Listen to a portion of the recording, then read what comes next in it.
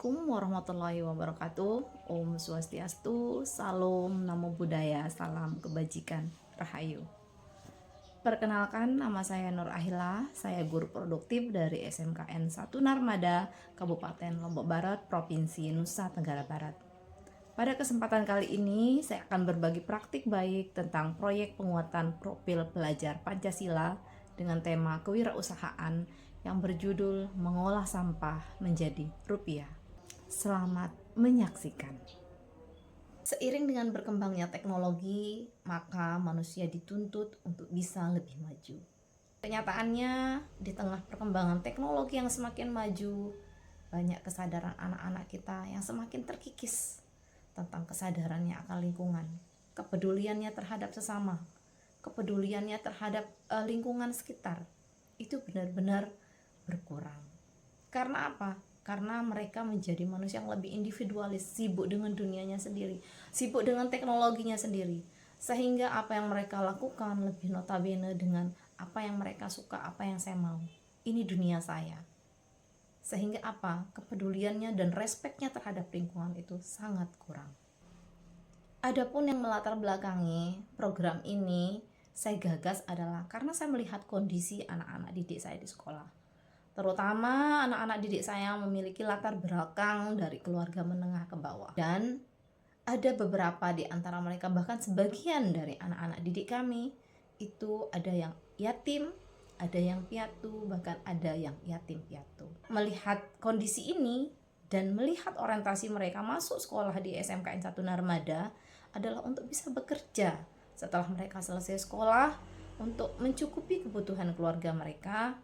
Maka membuat saya untuk berpikir hal apa yang mampu saya lakukan sebagai seorang pendidik untuk bisa mewujudkan harapan mereka, mewujudkan cita-cita mereka, mewujudkan impian mereka sesuai dengan apa yang mereka inginkan, yang membuat mereka suatu saat menjadi lebih bahagia dengan apa yang mereka impikan. Sedangkan faktor yang ketiga ialah melihat kondisi lingkungan sekolah, di mana dengan latar belakang anak-anak didik saya dari keluarga menengah ke bawah, kemudian orientasi mereka untuk dapat penghasilan dan bekerja, maka ada peluang yang saya lihat dengan kondisi lingkungan yang saat ini terjadi di sekolah saya, yaitu banyaknya gelas-gelas plastik dan kantong plastik yang berserakan di mana-mana. Hal ini terjadi karena apa? Karena yang tadi, rasa kepedulian, rasa empati anak-anak didik kita terhadap lingkungan sekitar itu sudah berkurang. Jangankan terhadap lingkungan, terhadap sesama mereka saja mereka menjadi orang yang lebih individualis, tidak peduli dengan lingkungan sekitar. Melihat ketiga faktor ini, maka terpikirlah dalam benak saya bahwa ini adalah sebuah peluang. Kondisi lingkungan banyak dipenuhi oleh kantong-kantong plastik, gelas-gelas plastik. Dan kalaupun dijual itu bisa menghasilkan rupiah. Di satu sisi, saya melihat bahwa anak-anak saya punya orientasi ke sana untuk bisa menghasilkan uang, punya pekerjaan tambahan, kemudian juga orientasinya adalah punya pekerjaan yang artinya bisa menunjang ekonomi keluarga mereka. Maka saya mulai bergerak dengan pertama otomatis memohon izin dulu ya sama kepala sekolah. Karena apa? Karena untuk mewujudkan sebuah program di suatu instansi, tentu pimpinan itu menjadi pemangku utama yang harus kita sowan dulu. Supaya apa? Kalaupun akan ada tantangan-tantangan yang akan kita hadapi, dengan adanya dukungan dari seorang pimpinan akan meminimalisir tantangan-tantangan yang akan nanti kita hadapi, dan otomatis akan lebih cepat terselesaikan ketika pimpinan memberikan dukungan penuh terhadap program yang akan kita jalankan. Dalam menjalankan program ini tentunya setelah melakukan sowan kepada kepala sekolah atau meminta dukungan kepada sekolah, tentunya saya melakukan sosialisasi kepada anak-anak didik saya.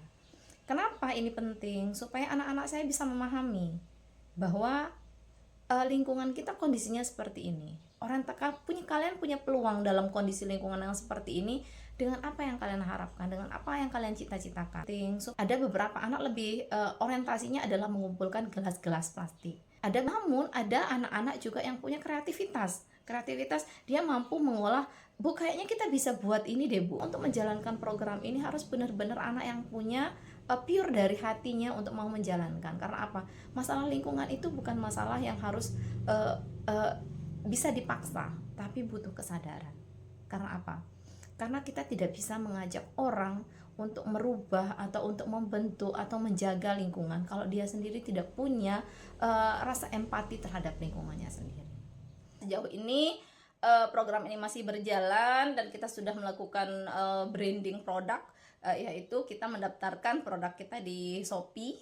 Mungkin usaha ini tidak besar ya, masih sangat kecil sekali, tapi setidaknya dari hal kecil ini bisa membantu anak-anak didik saya yang memang dalam kondisi kekurangan, bisa punya penghasilan tambahan, dan mereka mengerti arti sebuah tanggung jawab dan kemandirian, bagaimana menghasilkan sebuah produk kemudian hingga mereka mendapatkan penghasilan dari produk yang mereka buat. Dan alhamdulillahnya karena di sekolah itu memang banyak sekali gelas plastik sampai bergunung-gunung, sehingga kalau dalam sehari itu kita bisa dapat 2 kantong plastik hitam, dua kantong plastik hitam yang kita kumpulkan gelas plastik. Nah, setelah dia terkumpul, maka nanti biasanya kita akan menghubungi pengepul, tukang rongsokan yang untuk datang ke sekolah untuk mengambil. Nah, kalaupun misalnya mereka tidak bisa mengambil, kadang kami yang harus pergi mengantarkan gelas plastik ke tempat pengepul. Nah, harapan saya tentunya dengan program ini bisa memberikan wadah untuk anak-anak didik kita, bahwa sejatinya bukan orientasinya sekedar uang ya, tapi benar-benar memfasilitasi kebutuhan anak didik kita sesuai dengan apa yang mereka harapkan, apa yang mereka inginkan. Terlebih dengan program ini saya bisa tahu ternyata ada anak-anak saya yang banyak sekali yang membutuhkan orang tua asuh.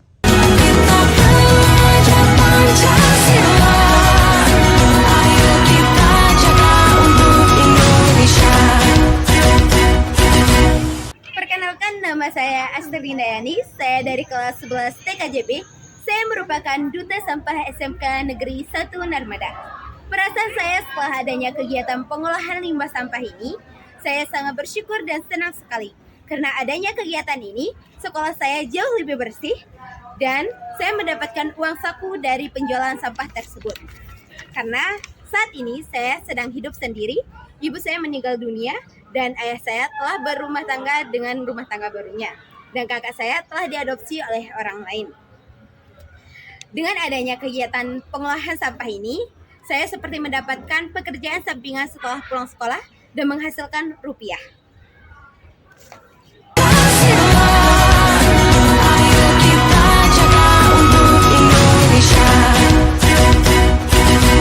Perkenalkan, nama saya Ayu Adani, saya dari kelas 11 TKJP. Saya merupakan duta sampah SMKN 1 Narmada.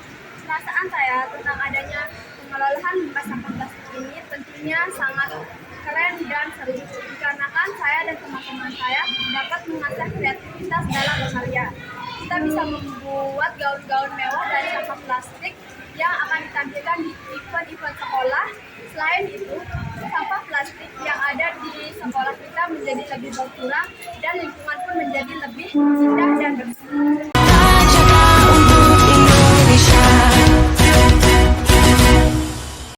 Assalamualaikum warahmatullahi wabarakatuh. Perkenalkan, nama saya Naufal Akfarizki Sarma.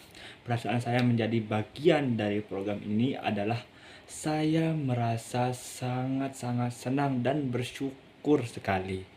Terlebih lagi, saya sebagai seorang yang dengan latar belakang tidak mempunyai kedua orang tua, dengan adik saya yang 3 bersaudara, dan saya bersyukur dapat terlibat dengan proyek mengolah sampah menjadi rupiah ini, memberikan penghasilan tambahan buat saya dan untuk adik-adik saya yang ingin untuk jajan tentunya. Terlebih lagi, kreativitas saya dalam membuat pola-pola yang unik untuk desain baju yang cantik sesuai pesanan dari customer. Terima kasih untuk ibuku yang sudah membantu saya sejauh ini dan selalu mendukung saya untuk maju melangkah lebih depan. Terima kasih Ibu. You are the best. Thank you.